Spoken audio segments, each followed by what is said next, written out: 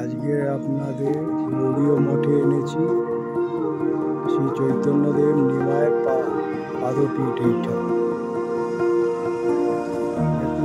দর্শন করুন, খুব সুন্দর।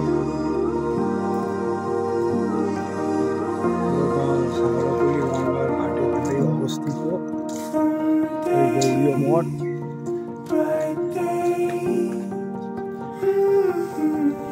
হচ্ছে গোপেশ্বর মহাদেব। একটা মহাদেব দর্শন করুন, সব দর্শন করাবো আপনাদের। জয় বজরং বলি, জয় বজরং বলি আছে, দর্শন করুন। খুব সুন্দর এই মঠটা দেখুন আপনারা। এই মঠে আসবেন, এই মঠ খুব সাজানো মঠ, কত সুন্দরভাবে সাজানো আছে।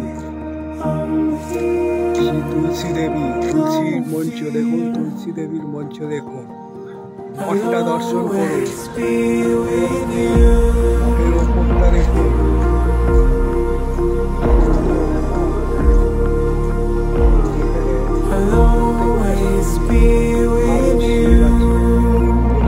রামেশ্বরম, তারপরে হচ্ছে মল্লিকা অর্জুন, তারপরে হচ্ছে ভীমাশঙ্কর, তারপরে হচ্ছে ত্রম্বকেশ্বর, তারপরে হচ্ছে হিতেশ্বর, তারপরে হচ্ছে সোমনাথ, তারপরে হচ্ছে নাগেশ্বর, নাগেশ্বরের পর অঙ্কারেশ্বর, অঙ্কারেশ্বর হচ্ছে মহাকালেশ্বর, মহাকালেশ্বরের পরে হচ্ছে বৈদ্যনাথ, তারপর আপনার হচ্ছে বিশ্বনাথ, কাশী বিশ্বনাথ, তারপরে কেদারনাথ, তারপরে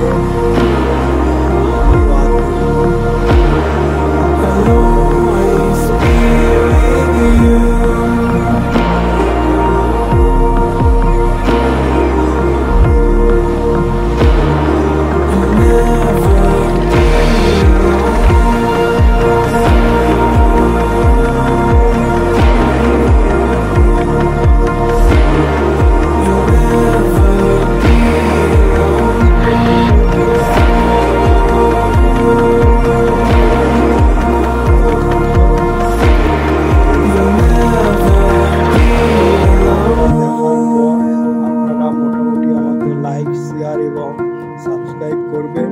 এখানে আসতে কোনো অসুবিধা নেই। আপনি সাগরপল্লী স্টেশন থেকে নেবে, বলবেন নিমাই তীর্থ ঘাটে গৌড়ীয় মঠ, এবং গৌড়ীয় মঠে এসে আপনারা গৌড়ীয় মঠ দর্শন করবেন। এখানে আপনার ভোগেরও ব্যবস্থা আছে, সেটাও বুক করতে পারেন, আর কোনো অসুবিধা না।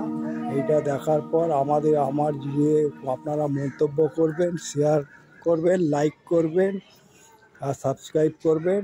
যত করবেন তত আমি মন্দির এসব দেখাতে আপনাদের পারবো। তাই এই জন্যই বলছি, আপনারা আমাকে কমেন্ট বক্সে লিখুন আমার ভুল ত্রুটি কী আছে। ঢোকার মুখেই আপনার শ্রী নিমায়ের পাদপীঠ। এইখানে চৈতন্যদেব পা রেখেছিল নীলাচল যাওয়ার সময়। এরপর আপনাদের ভেতরের দিকে নিয়ে যাচ্ছি। দেখুন, মোটামুটি বাইরে যে দ্বাদশ শিবলিঙ্গ ছিল সেগুলো দর্শন করালাম। এখনও কনস্ট্রাকশনের কাজ চলছে। দেখুন, আপনারা ভেতরের দিকে নিয়ে যাচ্ছি, ভেতরে দর্শন করাবো।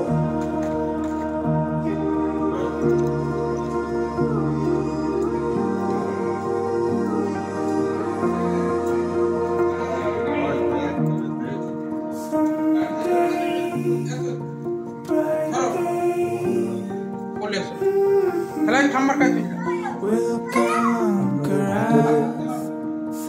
কি সুন্দর কাজ করা দেখুন। এখানে ভারতের রামচন্দ্রের পালিকা পুজো, রাবণ কর্তৃক সীতাহরণ, তারপর হচ্ছে জটায়ুর প্রতি রামচন্দ্রের কৃপা, শ্রীরামচন্দ্রের সবরী প্রদত্ত ফলন, রামচন্দ্র কর্তৃক বালিবধ, তারপরে অশোক বাটিকায় সীতা হনুমানের সাক্ষাৎ, মানর সেনার সেতুবন্ধ, লক্ষণের সতী সেন, রাবণ বধ,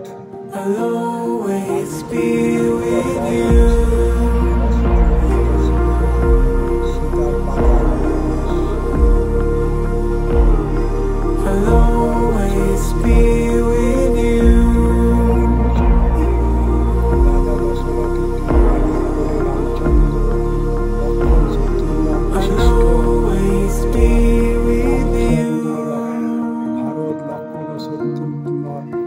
অস্ত্রবিদ্যা শিক্ষা, তারকা রাক্ষসী বধ, অহল্যা উদ্ধার,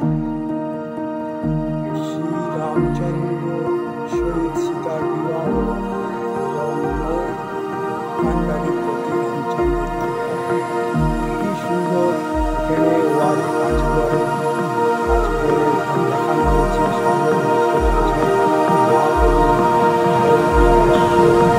রথাগ্রে মহাপ্রভু কীর্তনে, গোদাবরী তটে মহাপ্রভু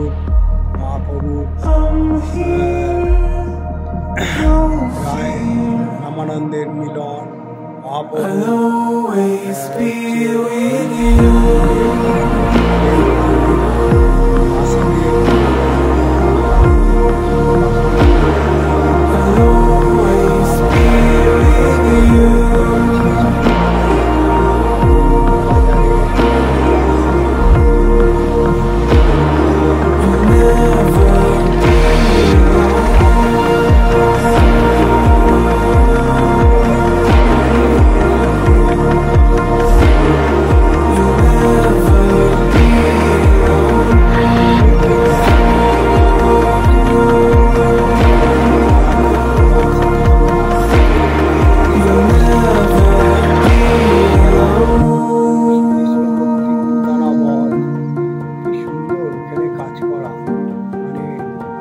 প্রত্যেকটা ওয়ালে এত সুন্দর কাজ করা, মুগ্ধ হয়ে যাবে। মা যশোদাকে শ্রীকৃষ্ণ নিয়ে মুখগহ্বরে ব্রহ্মাণ্ড দর্শন, ফলবিক্রয়ণে শ্রীকৃষ্ণের অপূর্ব কৃপা, তারপর সখাগণের সহিত শ্রীকৃষ্ণের মাখন চুরি লীলা, শ্রীকৃষ্ণের যমলা অর্জুন উদ্ধার লীলা, শ্রী বৃন্দাবনে শ্রীকৃষ্ণের বকাসুর বধ, তারপরে আপনার হচ্ছে বৃন্দাবনে শ্রীকৃষ্ণের অঘাসুর বধ, শ্রীকৃষ্ণের কালীয় নাগ দমন লীলা, গষ্ট হইতে বলরাম শ্রীকৃষ্ণ সখাগণের সহিত গিয়ে আগমন, শ্রী বৃন্দাবনে শ্রী রাধা গোবিন্দ ঝুলন যাত্রা, শ্রীকৃষ্ণের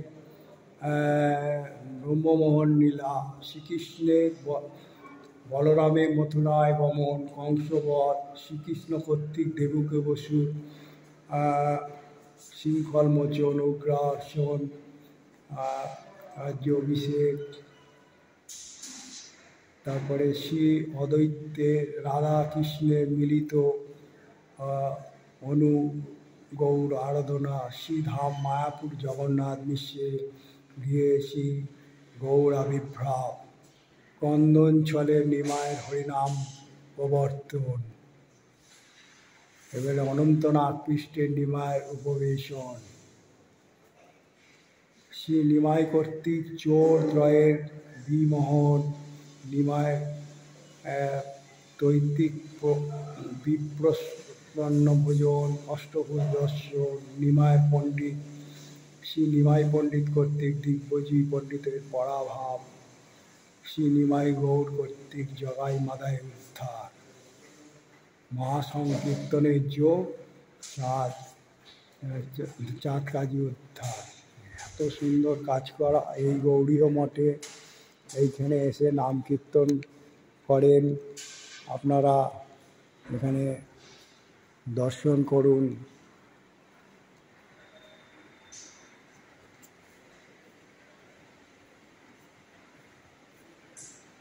একধারে জগন্নাথ, একধারে হচ্ছে আপনার রাধা কৃষ্ণের আর বলরাম,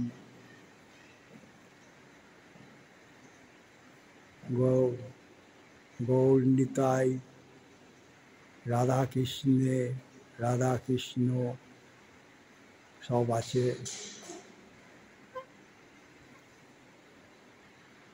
এই মঠ, এই গৌরীয় মঠের কত সুন্দর। এইখানে আপনারা আসবেন, দর্শন করবেন, খুব ভালো লাগবে এই মঠ।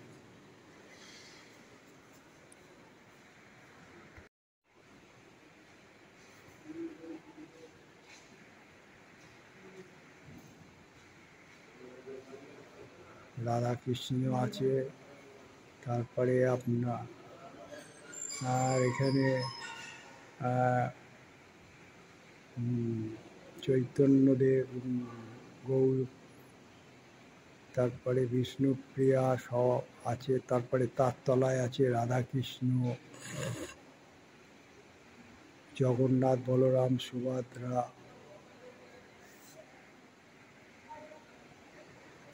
এগুলো দর্শন করুন আপনারা, খুব ভালো লাগবে। আপনারা আসবেন এখানে, আসতে কোনো অসুবিধা নেই। এই মঠের পবিত্রতা রক্ষা করাই।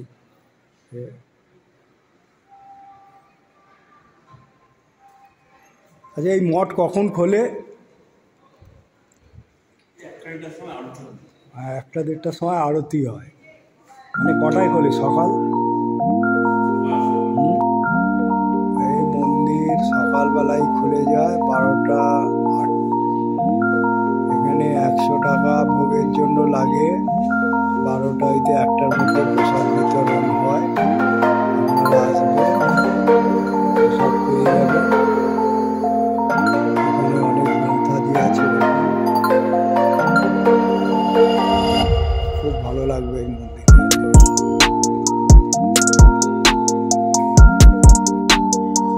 নমস্কার মহারাজ। হরে কৃষ্ণ। আপনার নাম? আপনি হচ্ছে এই শেওড়াফুলি গৌরীয় মঠের সেবক, সাধু। বলুন।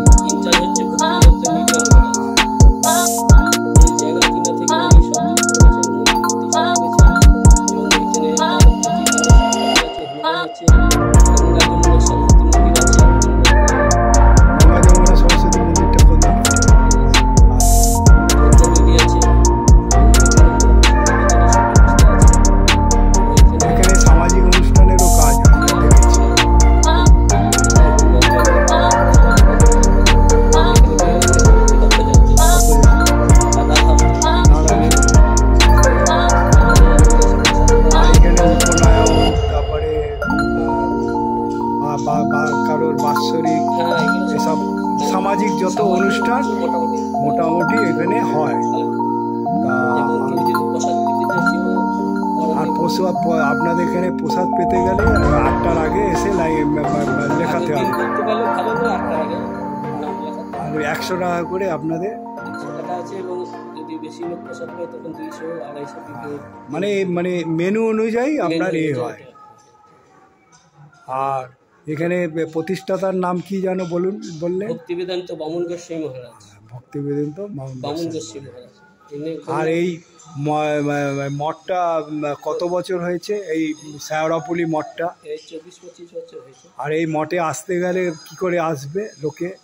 আপনার হাওড়া থেকে আসলে শেওড়াফুলি স্টেশন থেকে নেবে, নিমাই তীর্থ ঘাট বললে হ্যাঁ সব চলে আসতে পারে। আচ্ছা, এই জায়গার মঠটার নাম হচ্ছে নিমাই তীর্থ ঘাট। নিমাই তীর্থ। এখানে চৈতন্য মহাপ্রভু এসেছিলেন, এক রাত্রি বিশ্রাম করেছিলেন, এই জন্য এই জায়গাটার নাম হচ্ছে নিমাই তীর্থ ঘাট।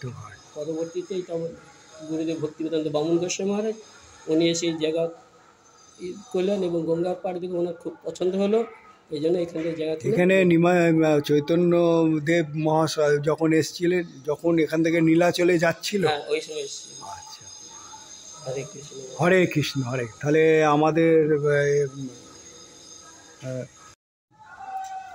না, আমি ভুল হয়ে গেছিল। আমি নিমাই তীর্থঘাটে গৌড়ীয় মঠে আসার পর এখানকার এক সেবায়িত অনেক কিছু আমি জানতে পারলাম।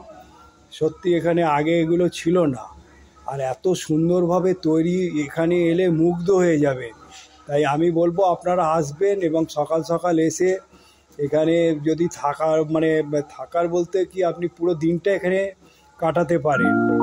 আর এত সুন্দরভাবে বিগ্রহ বানানো এবং গঙ্গার ঘাটের পাশে, সে বলার মতন না। আপনারা এখানে এসে ভোগের জন্য কুপনও কাটতে পারেন, এবং যদি আপনার সামাজিক কোনো অনুষ্ঠান হয় সেটাও আপনারা এখানে করতে পারেন। আমি চাইবো আমার দর্শকরা যেন এইটা দেখার পর এখানে একবার এসে এই গৌড়ীয় মঠ দর্শন করে। আর আমি এই দাদাকে জয় নিতাই বা জয় নিমাই বলে আমি এখান থেকে যাচ্ছি। আর এই ব্লগটা দেখার পর আপনাদের যদি ভালো লেগে থাকে আমাকে লাইক, শেয়ার এবং সাবস্ক্রাইব করবেন।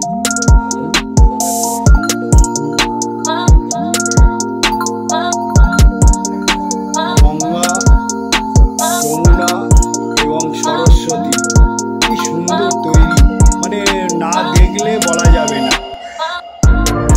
এত সুন্দরভাবে এই গঙ্গার পাড়ে তৈরি হয়েছে নিমাই তীর্থঘাটে, বলা যাবে না। সেই জন্যই লোকে এই নিমাই তীর্থঘাট থেকে জল তুলে, পাকে জল তুলে তারকেশ্বরে নিয়ে যায়। আর এই যে নিমাইয়ের পাদকৃষ্ণ যেখানে পড়েছে,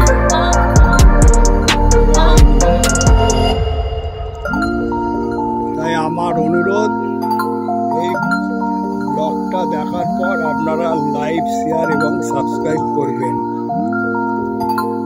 এই বলে আমি এখন বেরোচ্ছি এখান থেকে, বেরিয়ে আবার দেখি কোথায় যাওয়া যায়।